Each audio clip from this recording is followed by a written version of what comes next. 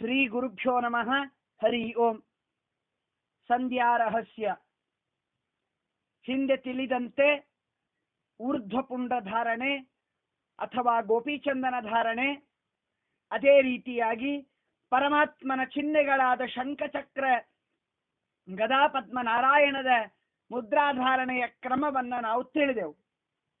ಅದರಂತೆ ಸಂಧ್ಯಾವಂದನೆಯ ಕ್ರಮದಲ್ಲಿ ಬಂದಾಗ ಮೊದಲಿಗೆ ಮಾರ್ಜನ, ಆಚಮನ, ಗೋಪೀಚಂದನ ಧಾರಣೆ, ಮುದ್ರಾಧಾರಣೆ, ಮತ್ತೆ ಆಚಮನ, ಅದಾದ ನಂತರ ಪ್ರಾಣಾಯಾಮಕ್ಕೆ ನಾವು ಬಂದು ನಿಂತಿದ್ದೇವೆ. ಅಂದರೆ ಪ್ರಾಣಾಯಾಮ ಅಂದರೆ ಏನು, ಪ್ರಾಣಾಯಾಮದಲ್ಲಿ ಇರುವಂತಹ ವಿಭಾಗಗಳು ಹೇಗೋ, ಆಮೇಲೆ ಪ್ರಾಣಾಯಾಮವನ್ನ ಮಾಡುವ ಬಗೆ ಹೇಗೆ ಅನ್ನುವುದನ್ನ ಇವತ್ತು ತಿಳಿದುಕೊಳ್ಳೋಣ. ಮೊದಲಿಗೆ ಪ್ರಾಣಾಯಾಮದ ಸ್ವರೂಪದ ಚಿಂತನೆಯನ್ನ ಮಾಡೋಣ. ಸವ್ಯಾಹೃತಿಂ ಸಪ್ರಣವಾಂ ಗಾಯತ್ರೀಂ ಶಿರಸಾ ಸಹ ಸಕೃತ್ಸ್ಮರನ್ ಹೃದಂಗುಷ್ಟ ನಾಮಿಕಾಭ್ಯಾಂ ನಿಪೀಡಯೇತೆ ವಾಮನಾಸಾ ಪುಟೇನೈವ ವಾಯುನಾ ಪೂರಯೇತ್ತತಃ ತಥೈವ ಕುಂಭಕಂ ಕೃತ್ವಾ ರೇಚಯೇತ್ ದಕ್ಷಿಣೇನ ತೂ ಅಂತ ಶಾತತಾಪರು ತಮ್ಮ ಗ್ರಂಥದಲ್ಲಿ ಹೇಳಿದ್ದಾರೆ. ಅಂದರೆ ಒಂದು ಪ್ರಾಣಾಯಾಮ ಅಂದರೆ ಏನು ಅರ್ಥ? ಪ್ರಾಣದ ಆಯಾಮ. ಪ್ರಾಣದ ಆಯಾಮ ಅಂದರೆ ಗಾಳಿಯನ್ನ ತೆಗೆದುಕೊಳ್ಳುವುದು, ಬಿಡುವುದು ಅಂತ ಅರ್ಥ.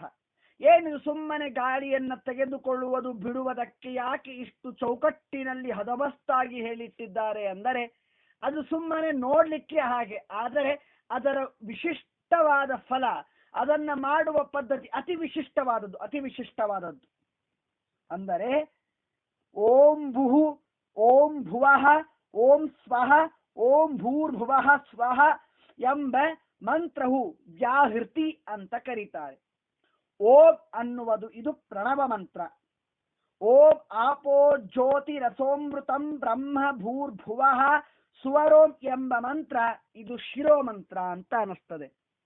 ಅಂದರೆ ಮಾಡುವ ಪದ್ಧತಿ ಹೀಗೆ: ಆರಂಭದಲ್ಲಿ ವ್ಯಾಹೃತಿ ಮಂತ್ರವನ್ನು, ಪ್ರಣವ ಮಂತ್ರವನ್ನು ಕ್ರಮವಾಗಿ ಜಪಿಸಬೇಕು, ಅಂದರೆ ಮೂಗನ್ನ ಹಿಡಿದುಕೊಂಡು.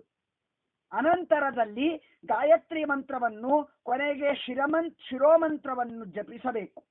ಹೀಗೆ ಜಪಿಸ್ತಾ ಉಂಗುರದ ಬೆರಳು ಮತ್ತು ಅಂಗುಷ್ಟಗಳನ್ನ ಒಟ್ಟುಗೂಡಿಸಿ ಎದೆಯನ್ನು ಒತ್ತಿ ಹಿಡಿಯಬೇಕು.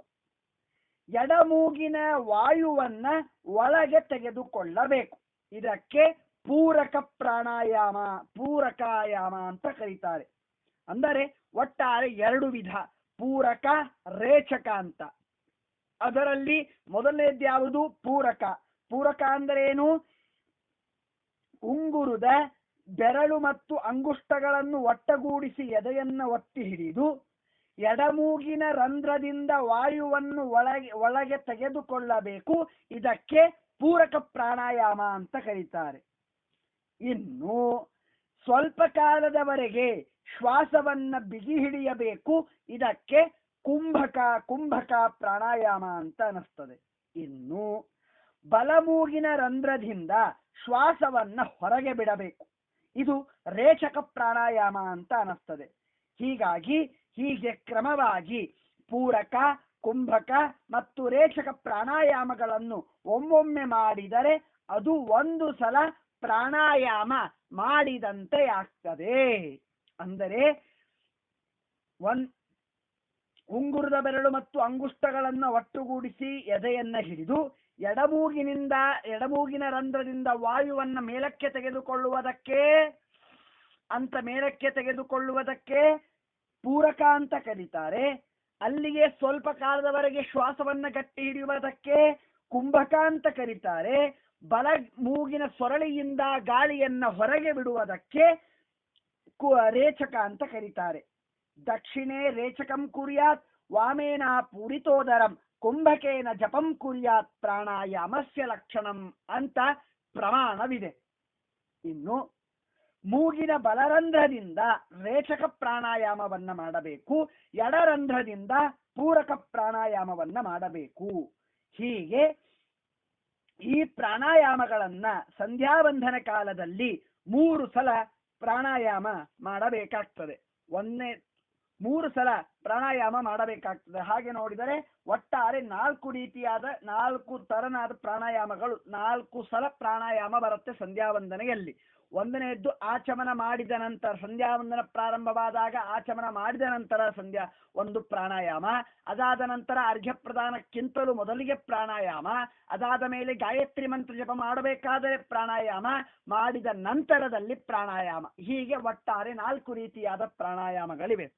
ಒಂದು ಸಲ ಯೋಚನೆ ಮಾಡಿದರೆ ಕೇವಲ ಇದು ಪ್ರಾಣಾಯಾಮವನ್ನ ಒಂದು ಸಂಧ್ಯಾವಂದನೆಯಲ್ಲಿ ಹೇಳಿದ್ದಾರೆ ಅನ್ನುವುದನ್ನು ವಿಚಾರ ಬಿಟ್ಟರೆ ಎಷ್ಟು ಮಹತ್ವದ್ದಿದೆ ಪ್ರಾಣಾಯಾಮ ಅಂತನ್ನೋದನ್ನ ಸ್ವಲ್ಪ ತಿಳಿದುಕೊಳ್ಳಬೇಕಾಗ್ತದೆ. ಇವತ್ತಿನ ವಿದೇಶಿಯರು ಬಂದು ನಮ್ಮ ಭಾರತೀಯರಲ್ಲಿ ಬಂದು ಪ್ರಾಣಾಯಾಮವನ್ನ ಕಲಿತಾರೆ. ಯಾಕೆ ಗೊತ್ತಾ? ಪ್ರಾಣಾಯಾಮವನ್ನ ರೇಚಕ, ಪೂರಕ, ಕುಂಭಕ, ಪೂರಿತಿಯಾದ ಈ ಪ್ರಾಣಾಯಾಮವನ್ನ ಮಾಡಿದರೆ ಕ್ಯಾನ್ಸರ್ ಮೊದಲಾದ ರೋಗಗಳು ಪರಿಹಾರವಾಗ್ತವೆ ಅಂತೆ. ಅಂತಂದ ಮೇಲೆ ವಿಚಾರ ಮಾಡಿ ನಮ್ಮ ಪ್ರಾಚೀನರ, ನಮ್ಮ ಹಿರಿಯರ ಪರಿಕಲ್ಪನೆ ಎಷ್ಟು ಚೆಂದಾಗಿದೆ ಅಂತ. ಕೇವಲ ಇದು ನಮ್ಮ ಕರ್ತವ್ಯ ಅಂತ ಮಾಡುವುದಲ್ಲ, ಇದರ ಹಿಂದೆ ಒಂದೊಂದು ರೀತಿಯಾದ ವಿಶಿಷ್ಟವಾದ ಹಿನ್ನೆಲೆ ಇದೆ. ಇನ್ನು ನಿಮ್ಮ ಮಾತಿಗೆ ಬರೋಣ. ಇವತ್ತು ನಾವೇನ್ ಕೇಳ್ತೇವೆ, ಏನೋ ಒಂದು ಪ್ರಶ್ನೆ ಬಂದರೆ ನಿಮ್ಮ ಶಾಸ್ತ್ರ ಸುಮ್ಮನೆ ರಗಳೆ ಬಿಡತ್ತೆ, ಬೇಡ ಅದು ವೈಜ್ಞಾನಿಕದಲ್ಲಿ ಏನು ಹೇಳಿದ್ದಾರೆ ಹೇಳಿ ಅಂತ ನಿಮ್ಮದೆಲ್ಲರ ಪ್ರಶ್ನೆ ಇದೆ ಅಲ್ವೇ? ಅದಕ್ಕೆ ಉತ್ತರವಿದೆ. ಪ್ರಾಣಾಯಾಮ ಮಾಡುವುದರಿಂದ ಇವತ್ತಿನ ವಿಜ್ಞಾನಿಗಳು ಸಹ ಎದೆತಟ್ಟಿ ಹೇಳ್ತಾರೆ, ಪ್ರಾಣಾಯಾಮ ಅನ್ನುವುದು ಇದು ದೇಹಕ್ಕೆ ಒಂದು ನೀಡುವ ವಿಶಿಷ್ಟವಾದ ರೋಗ ನಿರೋಧಕ ಅಂತ. ಅಂದ ಮೇಲೆ ವಿಚಾರ ಮಾಡಿ ಪ್ರಾಣಾಯಾಮಕ್ಕೆ ಎಷ್ಟು ಮಹತ್ವವಿದೆ ಅಂತ. ನಮ್ಮ ಶಾಸ್ತ್ರ, ನಮ್ಮ ಧರ್ಮ, ನಾವು ಆಚರಣೆ ಮಾಡುವ ಧರ್ಮಾಚರಣೆಗಳಲ್ಲಿ ಒಂದೊಂದು ವಿಶಿಷ್ಟ ಹಿನ್ನೆಲೆ ಇದೆ. ಸುಮ್ಮನೆ ಅದೊಂದೇನೋ ಟೈಮ್ ಪಾಸಿಗಾಗಿ, ತಲೆಹರಟೆಗಾಗಿ ಕೊಟ್ಟದ್ದಲ್ಲ. ಇಷ್ಟು ಮಹತ್ತರವಾದ ಈ ಪ್ರಾಣಾಯಾಮ ಇವತ್ತು ಅಂತೆಯೇ ಇಡೀ ಜಗತ್ತೇ ವಿಶ್ವ ಯೋಗ ದಿನಾಚರಣೆ ಆಚರಣೆ ಮಾಡ್ತದೆ. ಅಲ್ಲಿ ಮುಖ್ಯವಾಗಿ ಪ್ರಾಬಲ್ಯ ಈ ಪ್ರಾಣಾಯಾಮಕ್ಕೆ ಇದೆ. ಅಷ್ಟು ಮಹತ್ವವಾದದ್ದು ಪ್ರಾಣಾಯಾಮ. ಯಾಕೆ ಈ ಮಾತು ಹೇಳಿದೆ ಅಂದರೆ, ಕೆಲವರ ವಾದವಿದೆ, ಸುಮ್ಮನೆ ಶಿಕ್ಷೆ ಬಿಡುತ್ತಾರಂತೆ, ಪ್ರಾಣಾಯಾಮ ಮಾಡೋದಂತೆ, 4-5 ಸಲ ನೀರು ಸುರಿಯೋದಂತೆ, ಹೀಗೇನೇನು ಹುಚ್ಚರ ತರ ಆಟ ಆಡ್ತಾರೆ ಜನ ಅಂತ ಅನ್ನುವ ಜನರೂ ಇದೆ. ಅವರಿಗೆ ಈ ಮಾತು ತಲುಪಲಿ. ಇದೆಲ್ಲ ಮಾಡುವುದು ಒಂದೊಂದು ವೈಜ್ಞಾನಿಕ ಹಿನ್ನೆಲೆಯಲ್ಲಿಯೇ. ಇವತ್ತು ಪ್ರಶ್ನೆ ಕೇಳ್ತಾರೆ, ಶಿಖೆ ಯಾಕೆ ಬಿಟ್ರಿ ಅಂತ. ಅದಕ್ಕೂ ಒಂದು ರೀತಿಯಾದ ಪರಿಕಲ್ಪನೆ ಹಿಂದಿನ ಜನಾಂಗದಲ್ಲಿ ಇತ್ತು. ಅಂತೆಯೇ ಅದನ್ನ ಒಂದು ಬೇರೆಯಾಗಿ ಹೇಳೋಣ. ಶಿಖೆ, ಅದರ ಒಂದು ಲಕ್ಷಣಗಳೇನು, ಶಿಖೆಯ ವೈಜ್ಞಾನಿಕ ಕಾರಣ, ನಮ್ಮ ಶಾಸ್ತ್ರದ ಹೇಳಿದ ಕಾರಣ, ಅದೊಂದು ಬೇರೆಯಾಗಿ ತಿಳಿಯೋಣ. ಅಂದರೆ ಹೇಳುವ ತಾತ್ಪರ್ಯ ಇಷ್ಟು, ನಮ್ಮಲ್ಲಿ ಇರುವಂತಹ ಪ್ರತಿಯೊಂದು ಕರ್ತವ್ಯಕ್ಕೂ ಕೂಡ ಒಂದೊಂದು ಹಿನ್ನೆಲೆ ಇದೆ, ಒಂದೊಂದು ವೈಜ್ಞಾನಿಕ ಕಾರಣವಿದೆ, ಒಂದೊಂದು ಶಾಸ್ತ್ರೀಯ ಕಾರಣಗಳಿವೆ. ಇರಲಿ, ಈ ರೀತಿಯಾಗಿ ಪ್ರಾಣಾಯಾಮವನ್ನ ಮಾಡಬೇಕು ಅಂತ. ಇನ್ನು ಪ್ರಾಣಾಯಾಮ ಮಾಡಿದ ನಂತರ ಸಂಕಲ್ಪ ಏನು?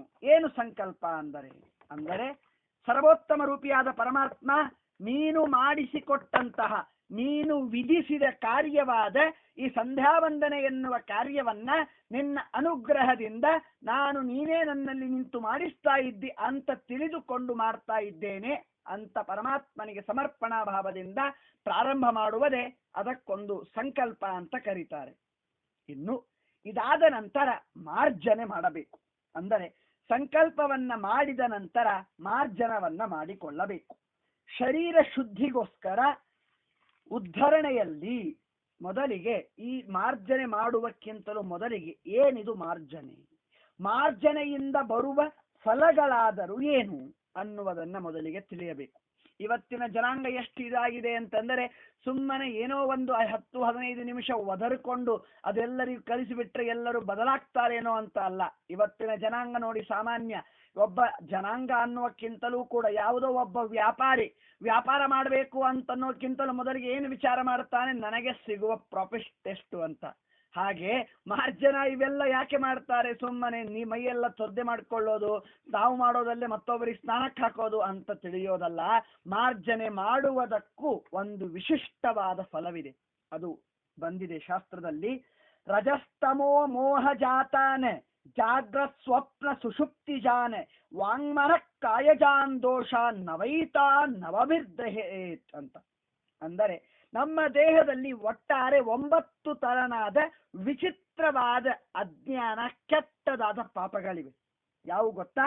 ವಿಷಯಗಳ ಆಸೆಗೆ ಕಾರಣವಾಗಿರುವಂತಹ ರಜೋಗುಣ, ವಿಪರೀತ ಜ್ಞಾನ, ಅಜ್ಞಾನ ಮುಂತಾದ ಎಲ್ಲ ಅನರ್ಥಗಳಿಗೂ ಕಾರಣವಾಗಿರುವ ತಮೋಗುಣ, ನಿತ್ಯ ನರಕ ಮುಂತಾದ ಪ್ರಬಲವಾದ ದುಃಖಗಳಿಗೆ ಕಾರಣವಾದ ವಿಪರೀತ ಜ್ಞಾನ, ಜಾಗೃತಾವಸ್ಥೆ ಅಂದರೆ ಎಚ್ಚರಿರುವಾಗ ಮಾಡುವ ಕರ್ಮಗಳು ಪಾಪಗಳು, ಸ್ವಪ್ನಾವಸ್ಥೆ ಕನಸು ಕಾಣುತ್ತಿರುವಾಗ ಪರಹಿಂಸಾದಿ ಮಾಡಿರುವಂತಹ ಪಾಪಗಳು, ಸುಷುಪ್ತಿ ಗಾಢ ನಿದ್ರೆಯಲ್ಲಿ ಮಲಗಿದಾಗ ತನಗೆ ತಿಳಿಯದೇ ಮಾಡುತ್ತಿರುವ ಪರಹಿಂಸಾದಿ ಬರುವ ಪಾಪಗಳು, ಇನ್ನು ಬಾಯಿಯಿಂದ ಪರನಿಂದಾದಿಗಳನ್ನು ಮಾಡಿದ್ದರಿಂದ ಸಂಪಾದಿಸಿದ ಪಾಪಗಳು, ಮನಸ್ಸಿನಿಂದ ಅಯೋಗ್ಯ ವಸ್ತುಗಳ ಸ್ಮರಣಾದಿಗಳಿಂದ ಸಂಪಾದಿಸಿದ ಪಾಪಗಳು, ದೇಹದಿಂದ ಪರರ ಪೀಡಾದಿಗಳಿಂದ ಸಂಪಾದಿಸುತ್ತಿರುವೆವು ಮಾರ್ಜನ ಎನ್ನುವ ಈ ಒಂದು ಕ್ರಿಯೆಯಿಂದ ಈ ರೀತಿಯಾದ ಏನೇನು ಪಾಪಗಳಿವೆ ಎಲ್ಲ ಅವೆಲ್ಲ ಪರಿಹಾರವಾಗ್ತವೆ ಅಂತಂದ ಮೇಲೆ ವಿಚಾರ ಮಾಡಿ ನಮ್ಮ ಶಾಸ್ತ್ರೀಯರು ಒಂದೊಂದು ಕಾರ್ಯದಲ್ಲಿಯೂ ಎಷ್ಟು ಮಹತ್ತರವಾದ ಒಂದೊಂದು ಹಿನ್ನೆಲೆಯನ್ನ ಇಟ್ಟಿದ್ದಾರೆ ಅಂತ.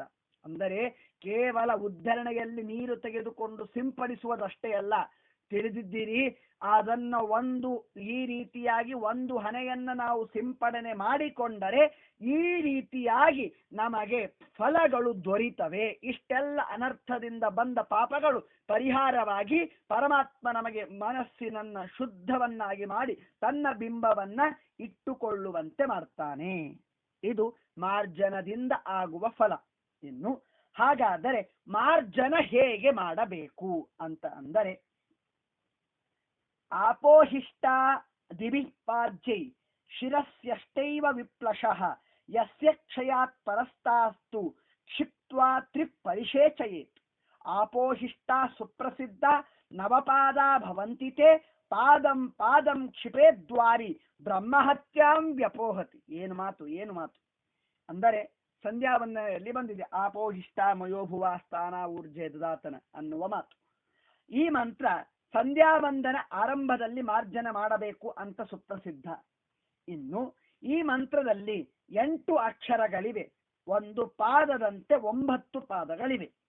ಈ 9 ಪಾದಗಳ ಮಧ್ಯದಲ್ಲಿ ಮೊದಲನೇ 8 ಪಾದಗಳಿಂದ ನೀರನ್ನ ತನ್ನ ತಲೆಯ ಮೇಲೆ ಬೀಳುವಂತೆ ಪ್ರೋಕ್ಷಣೆ ಮಾಡಿಕೊಳ್ಳಬೇಕು. ಅಂದರೆ ಆಪೋಹಿಷ್ಟ ಮಯೋಭುವ ಅನ್ನುವ ಒಂದನೇ 8 ಮಂತ್ರಗಳಿಂದ ಯುಕ್ತವಾದ ಆ ಸ್ತೋತ್ರವಿದೆ, ಆ ಒಂದು ವೇದ ಮಂತ್ರವಿದೆಯಲ್ಲ, ಅದರಿಂದ ತಲೆಯ ಮೇಲೆ ಪ್ರೋಕ್ಷಣೆಯನ್ನ ಮಾಡಿಕೊಳ್ಳಬೇಕು. ಇದಾದ ನಂತರ ತಾನ ಊರ್ಜೆ ದಧಾತನ ಅನ್ನುವ 2ನೇ ಸಾಲಿನ ಮಂತ್ರಗಳಿವೆಯಲ್ಲ, ಅವುಗಳಿಂದ ಹೆಚ್ಚಿನ ಬಿಂದುಗಳು ಅಂದರೆ 8 ಪಾದಗಳಿಂದ 8 ಬಿಂದುಗಳನ್ನ ತಲೆಯ ಮೇಲೆ ಪ್ರೋಕ್ಷಣೆ ಮಾಡಿಕೊಳ್ಳುವಾಗ 8 ಪಾದಗಳು ಮುಗಿಯುತ್ತವೆ. ಯಸ್ಯಕ್ಷಯಾಯ ಜಿನ್ವತ ಎನ್ನುವ 9 ಪಾದ ಅಕ್ಷರವುಳ್ಳ ಪಾದದಿಂದ ಅದನ್ನ ಭೂಮಿಯಲ್ಲಿ ಪ್ರೋಕ್ಷಣೆಯನ್ನ ಮಾಡಬೇಕು.